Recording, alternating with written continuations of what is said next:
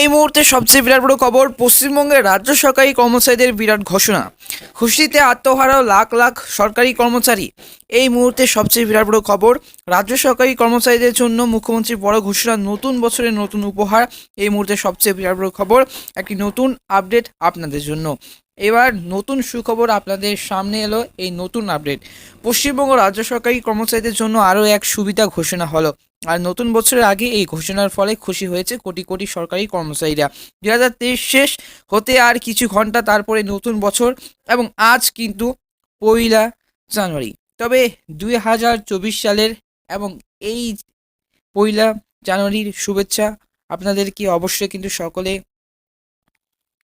সকলকে জানাই শুভেচ্ছা। শুভ নববর্ষে সকলকে জানাই আপনাদের শুভেচ্ছা।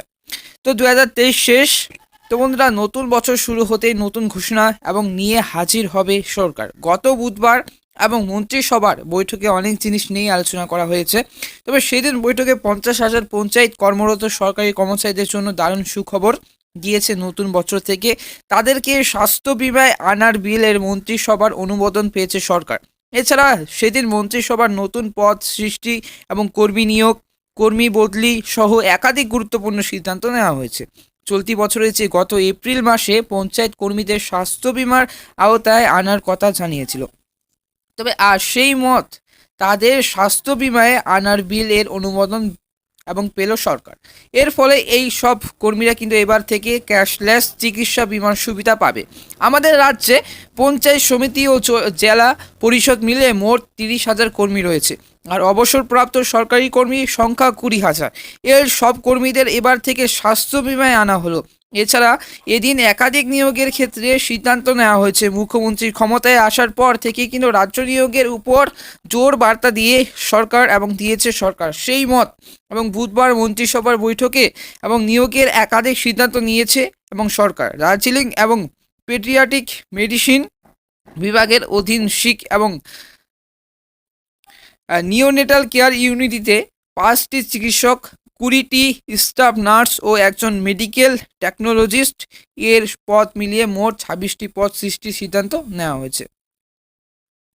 তবে এদিকে ভূমি দফতরেও কিন্তু নিয়োগ করা হবে।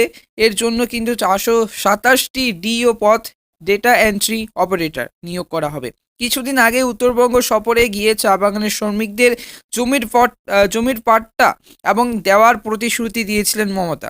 তবে চা সুন্দরী প্রকল্পে এবার থেকে প্রাপকদের জমির পাট্টা দেওয়ার সিদ্ধান্ত নেওয়া হয়েছে।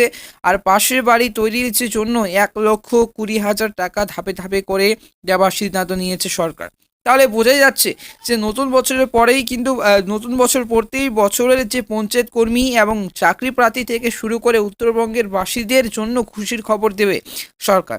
তার আগামী বছরের লোকসভা ভোটে পশ্চিমবঙ্গ নিজেদের ভিত আরও শক্ত করার জন্য মুখ্যমন্ত্রী মমতা ব্যানার্জি আরও অনেক ধরনের বড় বড় কিন্তু সিদ্ধান্ত নিতে চলেছেন বলেও কিন্তু মনে করেছেন অনেকে।